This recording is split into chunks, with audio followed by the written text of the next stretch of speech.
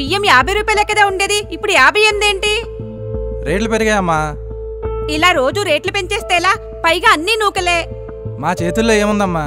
మీరు ఓటేసి గెలిపించుకున్నా ఆ కల్తీ ప్రభుత్వాన్ని అడగండి. అయినా రేట్లు మేము పెంచుతున్నాం ఏంటి? వీళ్ళకి ఓటేసి గెలిపించినందుకు నా చెప్పుతో నేను కొట్టుకోవాలి. ఎహే, తిన్నం కూర్చో. Madam current bill 2800. ముందు నెల కన్నా తక్కువే వాడాం కదా, ఇంత బిల్లు వచ్చిందేంటి? మమ్మల్ని అడిగితే ఎట్లా అమ్మా? మీరు ఓటేసి గెలిపించుకున్నారుగా, వాళ్ళనే అడగండి.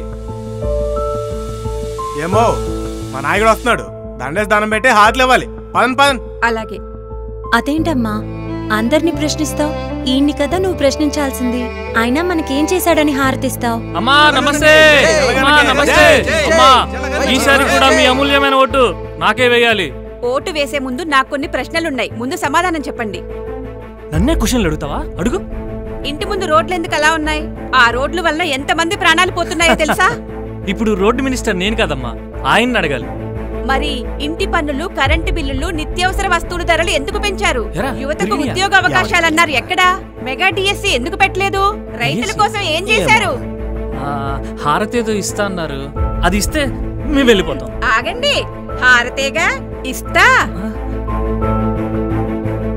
పక్క రాష్ట్రంతో పోలిస్తే మన రాష్ట్రంలో పెట్రోల్ ధరలు ఎందుకు ఎక్కువ ఉన్నాయి? కల్తీ మద్యం ఎందుకు అమ్ముతున్నారు? చెత్తకు బిల్లు ఎందుకు వేస్తున్నారు? ఆర్టీసీ టికెట్ రేట్లు ఎందుకు పెంచారు? వస్తున్నా. అమ్మా నమస్తే. అక్క నమస్తే.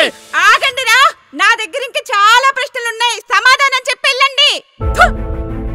జవాబు చెప్పలేని ప్రభుత్వాన్ని కాదు, జవాబుదారీగా ఉన్న ప్రభుత్వాన్ని ఎంచుకోండి. నా ఓటు సైకిల్ గుర్తుకే.